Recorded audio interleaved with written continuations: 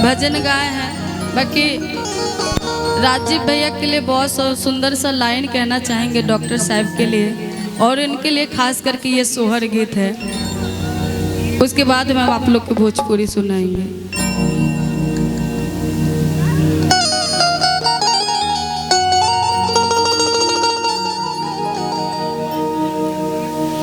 कि ऐसा ना मनोहर मंगल आज मूरत सोहावन ऐसन आज सूरत सोहावन ऐसन आज सूरत हो। राजीव भैया के हम लोग जितना ही बड़ाई करेंगे उतना ही कम है उनके लिए। बाकी में वो बहुत सुंदर है और बहुत अच्छे इंसान है। बाकी उनके लिए ये छोटा सा लाइन सोहर क्या है कि ऐसा ना मनोहर मंगल आज मूरत सोहावन ऐसन सूरत सोहावन ऐसन सूरत हो। ए राजा जी ए राजा जी ए राजा जी करे तरहल हम मुहूर्त मुहूर्त खूब सूरत हो। ए राजा जी करे तरहल हम जरूरत मुहूर्त खूब सूरत हो। ऐसा ना मनोहर मंगल मूरत सुहावन ऐसन सूरत सुहावन ऐसन सूरत हो। आप उनके कौन हैं? राजीव भैया के क्या लगते हैं? अच्छा, राजीव भैया के भाई हैं। उनके तरफ से बहुत सारे प्यार आशीर्वाद और पुरस्कार है। बहुत बहुत धन्यवाद। ए राजा जी ए राजा जी ये कहरे तरहल जरूरत मुहूर्त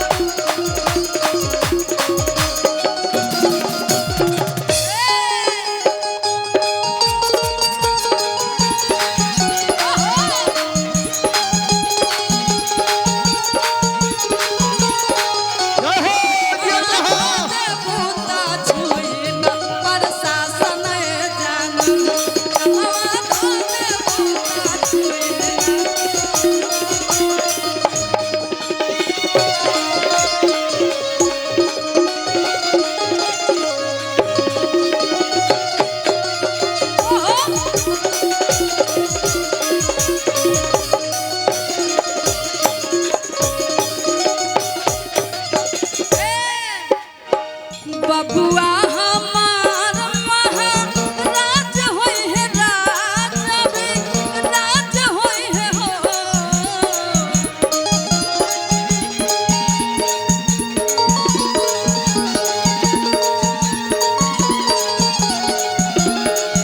बबुआ हमार महाराज होई है राज राज होई है राज राज होई है हो।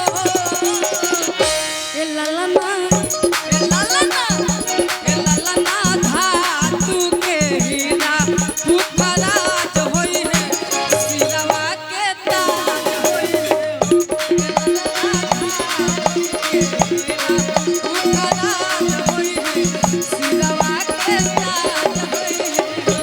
राजा जी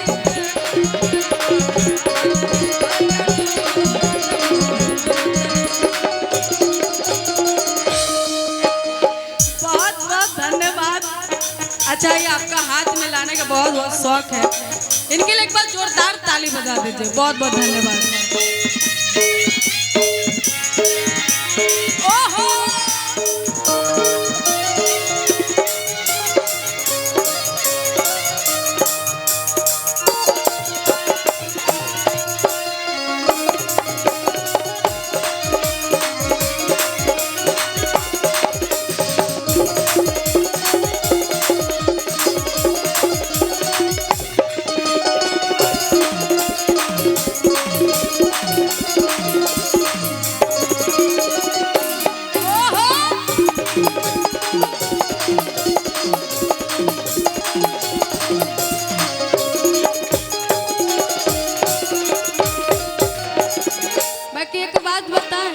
ये सोहर में मोहर बड़ा कम है।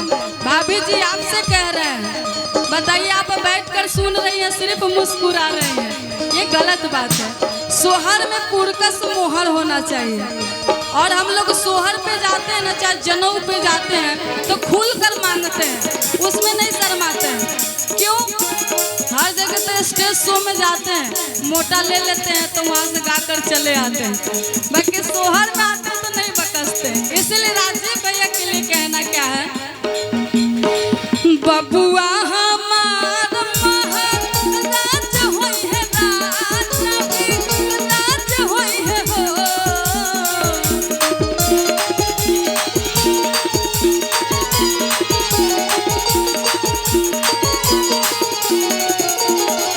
बबुआ हमार महाराज होई है, राज होई है, राज होई है हो। ए भौजी के आवे तो भौजी के भाभी आ रही हैं। हाँ भाभी को बुला लिया जाए। आइए भाभी के तरफ ए से। रोका आदिति, हाँ। इधर से तुम लोग बंद करके बैठो। भाभी आई हैं, सब के देख के जाएंगे। ये बात सही है भाभी, हम ही लोग के नहीं, इन लोग के भी कुछ इन लोग को दीजिए, प्यार दिया जाएगा। आपके यहाँ हमारा 1 रुपया उधार है। हाँ। नहीं नहीं, इन लोग को दे दीजिए।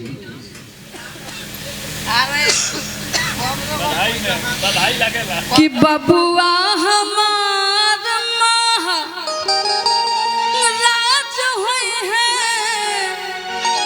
अरे राजा भी राज होई है हो। ए ललना, ए ललना। अच्छा पहले ये राजन भैया ले लो। हाँ। राजन भैया ले लेंगे, सब लोग बांट लेंगे। हम कहाँ जाएंगे? ई कोनो बात हो? 600 रुपया ले लो बड़े फीस, नाम 200 ना ले। अरे ले लीजिए भाई। हाँ। ले ली, अब बढ़ा जाए। अजाए तो ना कम बा, उहो ले लो। दे दो ना 200 रुपया, हैंगा हैंगा जमका उतर दो हमें, दे दीजिए इसमें। आओ बेस तू आओ है ना। कि बबुआ हमार महाराज होई है, अरे राजा अभी राज होई है हो। ए ललना, ए ललना धातु के हीरा मुखराज होई है, सिरवा के ताज होई है। ए ललना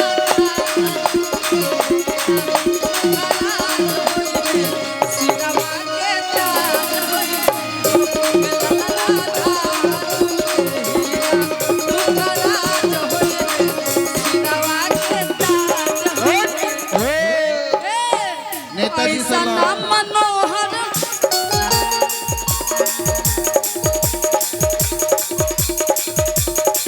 ये है नीरज जी पटना, उनके तरफ से बहुत सारा प्यार, आशीर्वाद और पुरस्कार है।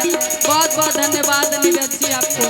आप ऐसा ही एक 2 बार और आते जाते रहेंगे, बड़ा मजा आएगा।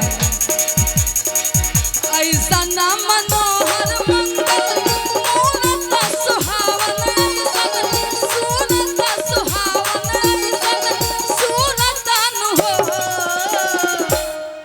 बताइए इनको मेरा हाथ पकड़ के क्या मिल रहा है? श्री राम हो राम। सीताराम सीताराम। ए राजा जी, ए राजा जी,